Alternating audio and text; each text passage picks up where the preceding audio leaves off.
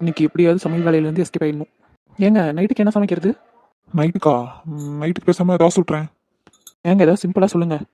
எனக்கு உடம்பு வேறு முடியல, ரொம்ப கஷ்டப்பட்டுலாம் செஞ்சுட்டு முடியாது. தோசைனா 7 8 ஊற்றிக்கிட்டு கிடக்கணும். சரி, அப்போ இட்லி ஊற்றிடு. இட்லியெல்லாம் அதிக பாத்திரம் சேர்ந்துடும். இப்போ தான் எல்லா பாத்திரமே விளக்கி வச்சுட்டு வந்தேன். மறுபடியும் அதை வேறு யார் விளக்கிட்டு இருக்குது? பேசாமல் பூரி சுட்டுறியா? இன்னும் நேரத்துக்கு யாராவது பூரி சாப்பிடுவாங்களா? ஆயில் ஐட்டம் நேரத்துக்கு சாப்பிடக்கூடாதுங்க. சரி, அப்போ சிம்பிளாக உப்புமா பண்ணிடு. உப்புமாலாம் மனுஷன் சாப்பிடுவாங்களா? எனக்கெல்லாம் அதெல்லாம் வேணாம். சப்பாத்தி செஞ்சிரு. எங்கள் காலையில் தானே சப்பாத்தி சாப்பிட்டியா? சரி, இப்போ என்னத்தான் பண்ணுங்கிற? நீங்களே சொல்லுங்கள் என்ன பண்ணணும்னு. சரி, பேசாமல் நான் சமைச்சிடவா? நீங்கள் சமைச்சா நான் எப்படி சாப்பிட்றது? நம்ம வீட்டுக்கு வெளியே உட்காந்துருக்குமே அந்த நாய் வேணால் சாப்பிட்லாம். சரி, அப்போ கடையில் வாங்கிட்டு வந்துட்டா?